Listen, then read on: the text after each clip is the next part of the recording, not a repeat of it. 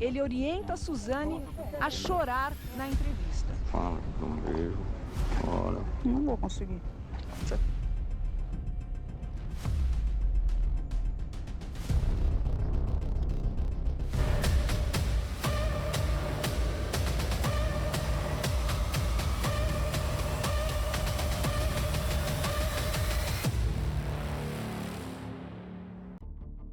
Suzanne Louise Von Richthofen was born on November 3, 1983 in São Paulo, Brazil. Growing up in São Paulo, one of Brazil's largest and most developed cities, she was surrounded by a vibrant cultural and economic hub. Her family was highly respected and well known in Brazil. Her father, Manfred, was a successful engineer, and her mother, Mauricia, a renowned psychiatrist. Both had very successful careers in Brazil. Soon after, the couple welcomed 2 children. First, their eldest, Suzanne, and 4 years later, their son, Andreas, was born. Raised in a wealthy and educated family, Suzanne attended prestigious schools and excelled academically. The family lived in a lavish mansion worth around $600,000 and had various investments. During her high school years, Suzanne participated in numerous social activities, which helped her build a wide circle of friends. She also had a keen interest in arts and sports. Reflecting on Suzanne's childhood, it's evident that her family's wealth significantly shaped her life. She had access to many opportunities that most children could only dream of. Along with her brother Andreas, Suzanne received the best education money could buy, attending a German school in Brazil. Fluent in German, Portuguese, Spanish, and English, she consistently earned high grades and made her family proud. Despite her achievements, Suzanne was known to be a shy girl, a trait she inherited from her parents, who were also quiet individuals. In August 1999, on a Sunday, the family decided to head out and visit a nearby local park. Suzanne's brother, Andreas, much like his sister, was a shy and quiet child with few friends, often found indulging in his favorite hobby of model airplanes on the computer. The main reason for their park visit was the availability of model airplane instructors. It was during this visit that the family came across an 18-year-old model airplane instructor named Daniel Cravinhos, a meeting that would become a significant turning point for the Richthofen family. Daniel, born in 1981, lived with his family in São Paulo. Unlike Suzanne, he grew up in a financially struggling family facing hardships that made it challenging to make ends meet. They could only dream of the opportunities Suzanne had. Nonetheless, Daniel had a profound passion for model airplanes. He had participated in various competitions, honed his skills to become the Brazilian champion, and even secured 5th place in a global competition. Despite being recognized as one of the world's best, these achievements were not enough to provide for his family. Therefore, he decided to work as a model airplane instructor. Upon meeting Suzanne in the park, Daniel was immediately smitten and began thinking of ways to impress her. However, Suzanne's interest was elsewhere, as she focused on another instructor during her training sessions for 5 months. Summoning her courage, Suzanne eventually confessed her feelings to him, only to face rejection. Despite this setback, Daniel seized the opportunity to capture Suzanne's attention and win her over with his persistent efforts, leading them into a relationship. When they started dating, Suzanne was 16, while Daniel was only 18. Recognizing Daniel as a good person, her parents did not oppose the relationship. However, by 2001, the situation started to deteriorate. Daniel's negative influence on Suzanne became evident as he spent excessive time at her house and engaged in unnecessary expenditures. Meanwhile, Suzanne, in her final year of high school, needed to focus on her studies and stick to her exam preparation routine. In stark contrast, Daniel's household was chaotic. Living with his 25-year-old brother, they led a carefree lifestyle filled with noise, wild parties, and disrespectful behavior towards neighbors, a sharp contrast to Suzanne's strict upbringing. she found the lack of rules at Daniel's home appealing. Adding to the turmoil was Daniel's brother Christian, who was battling a known drug addiction, leading to multiple rehab stints. Christian not only struggled with drugs, but also introduced Daniel and Suzanne to substances like ecstasy and cocaine, eventually leading the couple to engage in regular drug use. The most recent victim of this addiction is Suzanne's brother, Andreas. When he was just 13 years old, he began using drugs. Andreas looked up to his instructor, Daniel, as a role model and never turned down his offers. He would even sneak out of the house at night just to hang out with him.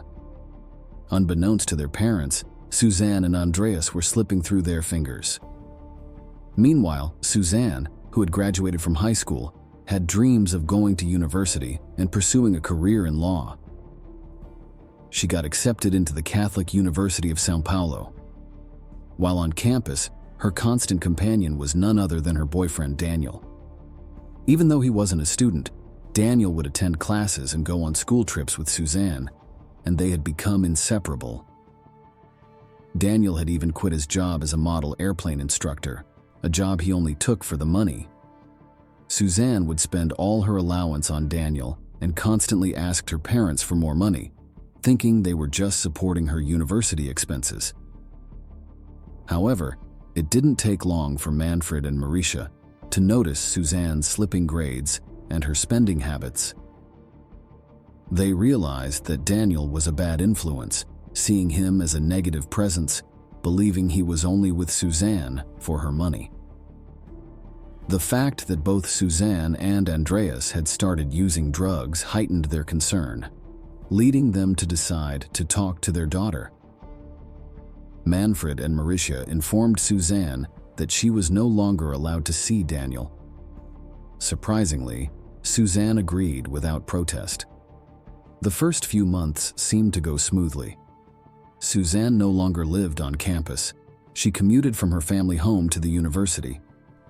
She claimed to be staying at a friend's house occasionally, but in reality, she was either at Daniel's place or using her allowance to stay in motels with him. These lies began to unravel in April 2002. When Mauricia called her friend's phone, she discovered that Suzanne had never stayed there and realized she had been with Daniel. They confronted Suzanne once more and reiterated that she was forbidden from seeing Daniel. This time they were truly determined. However, this only pushed Suzanne further away. She had become a rebellious and distant teenager. Constantly arguing with her parents, she no longer wanted to spend time with them and started making her own plans. Suzanne decided to create a divide between her parents. She planned to cause tension at home, stir up trouble, and then divert attention from her issues to make them forget her own. One day, she told her mother that her father was cheating on her with another woman. Manfred and Mauricia's relationship was already fragile. Initially, Mauricia believed her daughter, but she later realized Suzanne had lied, further damaging the trust between them. In July 2002, the Von Richthofen family had planned a trip to Europe, but Suzanne decided to stay behind. While her family was away, she took the opportunity to invite Daniel to her home, host parties, and engage in drug use. When her family returned after a month, they were furious to learn what had happened in their absence. They reminded Suzanne that it was their house and she needed to abide by their rules. They made it clear that if she wanted to continue living there, she would have to find her own place. Despite Suzanne's insistence that they provide her with a home, her parents stood firm, emphasizing the values of hard work, earning money, and finding her own place to live. The household was constantly filled with arguments, and despite the ban, Suzanne continued to bring Daniel over, which only led to escalating tensions. The situation eventually reached a boiling point, resulting in multiple police interventions at the residence. Tempers flared, culminating in an incident where Manfred slapped Suzanne. Instead of calming the situation, Daniel further stoked Suzanne's anger, and together, they devised a chilling plan. In October 2002, Suzanne and Daniel conspired to murder Suzanne's parents. Recognizing that they couldn't carry out the plan alone, they sought the help of Daniel's financially struggling brother, Christian. They struck a deal with Christian, promising him a significant sum of money in exchange for his assistance, to which Christian agreed to collaborate with them. On October 31, 2002, Suzanne, Daniel, and Christian met up with the main task of sneaking someone out of the house without harming Andreas or tipping him off. Later that night, they assisted Andreas in climbing out of his bedroom window and then dropped him off at a 24-hour cafe. When they returned home around 11 p.m., Suzanne had already disabled the house's alarm system. She entered first, checked on her sleeping parents upstairs, and signaled to Daniel and Christian that it was time to carry out their dark plan.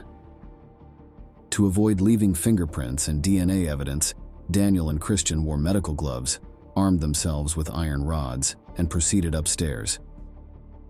They swiftly attacked the defenseless couple to prevent them from awakening, striking with force. Manfred suffered severe blunt force trauma, rendering him motionless and unaware of the gruesome events. Mauricia, on the other hand, woke up and tried to resist, resulting in defensive wounds. Daniel and Christian continued their assault on Mauricia until she lost consciousness like her husband. Despite Mauricia's gurgling, indicating she was still alive, Daniel acted promptly and used 2 towels from the bathroom to suffocate her. In the bedroom, Suzanne watched the brutal killings unfold without showing any signs of panic or remorse. The trio then staged the crime as a failed robbery, ransacking the house together. Suzanne took the known jewelry and cash before departing the scene. Christian was compensated for his role and was dropped off at a distance from the house. Suzanne and Daniel opted to spend the night at a luxurious city motel to establish an alibi, behaving as though nothing had occurred. They even went swimming in the pool before picking up Andreas from the cafe. Upon returning to the house, they arranged for Andreas to discover his deceased parents, with officers arriving shortly after. All 3 feigned being visibly affected, sparking a police investigation. The disabled security system suggested that the perpetrator was familiar with the security code. Investigators also suspected that the staged robbery was a diversion tactic, as valuable items were left untouched. The day after the murder, the family's daughter, Suzanne, came under close surveillance. Suzanne acted as if nothing had happened and was seen enjoying herself in the swimming pool at their home. The most suspicious behavior was when Suzanne inquired about the status of the inheritance money, asking when she could sell the house. The net was closing in on Suzanne. If she was guilty, it was expected she would make a mistake. However, the anticipated mistake came from Christian. A few days after the murder, Christian used the money he was paid to buy a motorcycle, which the police found highly suspicious. Christian was brought in for questioning and asked where the money came from. Unable to withstand the pressure, Christian confessed everything to the police. Soon after, Christian Cravinhos, Daniel Cravinhos, and Suzanne Von Richthofen were arrested. They were all charged with the murders of Manfred and Mauricia. In the same week, a surprising development occurred. Suzanne Von Richthofen was released. This caused a major scandal in the media. The public defended Suzanne's innocence, arguing that she had fallen under Daniel's spell due to his troubled past. The court process lasted over 4 years, during which Suzanne had no access to the inheritance. As the trial approached, Suzanne tried to portray herself as manipulated and repeatedly expressed remorse. During an interview at home, a live microphone caught her lawyer instructing her to cry on camera. Ele orienta Suzanne a chorar na entrevista. Fala, dá beijo, chora. Não vou conseguir. Você tá feliz? Então você tá feliz. Tá feliz? Acabou. Pode. This revelation enraged the public. They had believed in her story from the beginning, seeing her as an innocent, deceived girl. After the recording, backlash against Suzanne began to grow. The jury reached a sensible verdict, finding all 3 equally guilty of the murders. Suzanne and Daniel were sentenced to 40 years in prison, while Christian received a 38-year sentence. However, the story didn't end there. Behind bars, Suzanne continued to make headlines, stating that she would appeal her case and do everything possible to reduce her sentence. In 2014, at the age of 30, Suzanne entered into a relationship with a fellow inmate, Sandra Bleed, who was convicted of murdering her neighbor.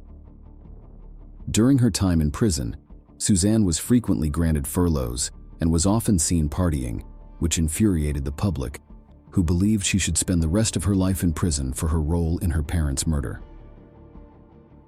Another perpetrator, Christian, was released from prison in 2017. He went on to have a child and started a family. A year later, his brother Daniel was also released on parole and went on to marry and start his own family. Finally, on January 11, 2023, Suzanne Von Richthofen was released from prison. She did not stay out of the public eye, once again provoking the public. Months after her release, she started her own Instagram account, gained thousands of followers, and began selling homemade clothes. Before we dive into our next story, if you could take a moment to hit that like button, it would mean the world to us. A single click for you is a huge boost of encouragement for us. Estibaliz Carranza was born on September 6, 1978, in the vibrant and bustling streets of Mexico City. She enjoyed a happy childhood with her brother and parents until their lives took a dramatic turn. Esti's father, Armando, a journalist critical of the Mexican government, cast the family into the spotlight. One fateful night, government soldiers stormed their home, prompting the family to flee Mexico for safety, resettling in Barcelona, Spain. In Spain, they faced financial challenges as her father, trying to support the family, struggled with the high cost of living, adding strain to family dynamics. Esti also encountered difficulties adapting to a new country, finding it hard to make friends at school. Her father's controlling nature exacerbated the situation, leading to a strained relationship between them. These challenges deepened, and Esti began harboring hostile feelings toward her father from an early age. Eventually, she left home for university in Barcelona, where she pursued studies in economics and navigated her first serious relationship, which ultimately didn't last. Esti then ventured into a new chapter of her life by relocating to Munich, Germany, where she landed a job at an ice cream shop. It was there she crossed paths with Holger, who was older, but they both felt drawn to each other, sparking a loving relationship that culminated in a proposal from Holger. Despite their age gap, they found contentment until disagreements arose, including Holger's views on premarital sex, prompting a move to Vienna in 2005. In Vienna, they realized a dream by opening their own ice cream parlor. In 2007, Esti met a new man named Manfred while still married to Holger. Manfred, like Holger, was older and worked as an ice cream machine salesman. They crossed paths when he visited the store, and soon Esti found herself falling for him, which led to a secret affair. Tired of sneaking around, Manfred pushed for Esti to divorce Holger. She agreed and discussed it with Holger, who surprisingly accepted the divorce without opposition. However, he initially refused to leave the apartment. During the divorce proceedings, Esti continued working at the ice cream shop, while Holger spent his time at home playing video games. On April 27, 2008, after a heated argument with Holger where he implied he was nothing without her, Esti noticed one of Holger's guns on the table. She swiftly picked it up and shot him twice in the back. Holger died instantly, and Esti carried on as if nothing had happened. The next day, she chatted with her neighbors, realizing they were unaware of the events. Understanding that she needed to dispose of the body, she attempted to burn it with alcohol, resulting in a smoky situation that prompted the neighbors to call the fire department. When they arrived, Esti calmly dismissed it as a kitchen mishap. With her initial plan failed, Esti proceeded with Plan B, dismembering the body and storing the parts in the freezer at home, concealed in freezer boxes that she then transported to the ice cream shop. Over the next 2 years, Esti continued her routine at the shop, with cracks appearing in her relationship with Manfred. Suspecting his infidelity, she discovered evidence on his phone and confronted him. On November 21, 2010, during an argument with Manfred, Esti, fueled by her anger, shot him while he was defenseless and asleep. Prior to the murder, she had acquired an electric saw with which she dismembered Manfred, storing his remains alongside Holger's in the freezer at the shop. Months later, Esti reported Manfred missing to the police, and soon after, she began a relationship with one of Manfred's friends, Roland, who was also older and involved with another woman when they met. On June 6, 2011, Esti arrived at work as usual, but something felt off. She overheard her co-workers whispering and approached one of them to ask what was going on. Her colleague informed her that a pipe had burst in the neighboring shop, and the workers repairing it had found something unusual in the basement. Terrified, Esti hastily grabbed some money and her passport and fled. The police arrived, identified the bodies, and started tracking Esti. On her way to the airport to head to Paris, she decided to escape to Italy by taxi to avoid the police, successfully evading capture for 4 days. Estibaliz Carranza's dark story came to an end on June 10 in Italy, where she was arrested by the police and extradited to Austria. During interrogation, Esti confessed to both murders without resistance. A surprising revelation came during a medical examination at the police station.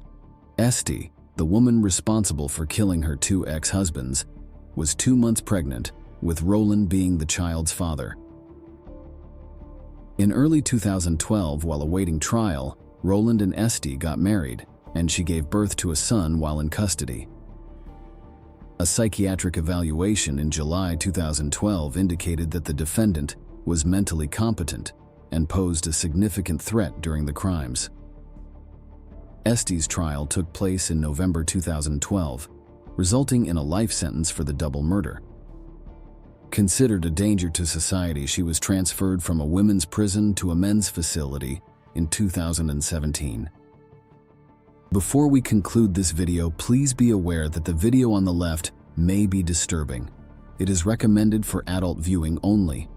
On the right, you'll find a playlist of videos that have been highly appreciated by our viewers.